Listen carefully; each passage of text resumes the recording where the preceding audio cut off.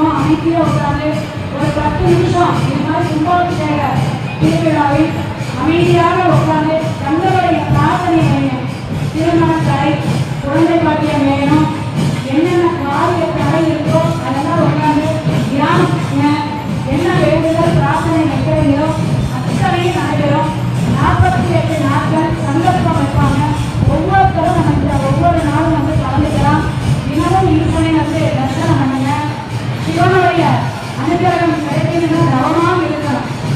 ஏன்னா ரிஷிகள் மகான்கள் எல்லா குருமார்களும் தவம் இருந்து தன்னுடைய சக்தியையும் வலிமையையும் ஆன்மீகத்தையும் ஞானத்தையும் பெறுவதற்கு சிவனுக்கு என்னன்னா ஒரே விஷயம் தியானம். ஏன்னா அபிஷேக பிரியர் அப்படின்னு சொல்லப்படுகிற சிவபெருமான். சிவபெருமான் உடனே அனுகிரகம் கொடுப்பாரா அப்படின்னா நம்மளுடைய கர்மவினை எந்த அளவுக்கு இருக்கிறதோ அதனை பொறுத்துதான். ஒவ்வொருத்தரும் ஒவ்வொரு நட்சத்திர ராசிகளும் நம்ம பிறந்திருக்கோம். அப்பேற்பட்ட இந்த பிறப்பு ஈஸ்வரனுடைய அருள் அனுகிரகம் வேணும்னா பிறப்பு எல்லா விஷயத்திலையுமே தன்னகத்தே கொண்டத பிரபஞ்சத்தில் முழு சக்தி வாய்ந்தவர் எனலாம்.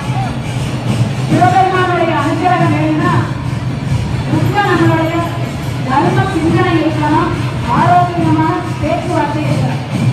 நம்மளுடைய எண்ணங்கள் செயல்கள் வெளியே சொல்லக்கூடிய பத்திரங்களுக்கு வலிவிட்டாங்க. வெளியில் இருக்கக்கூடிய பத்திரம்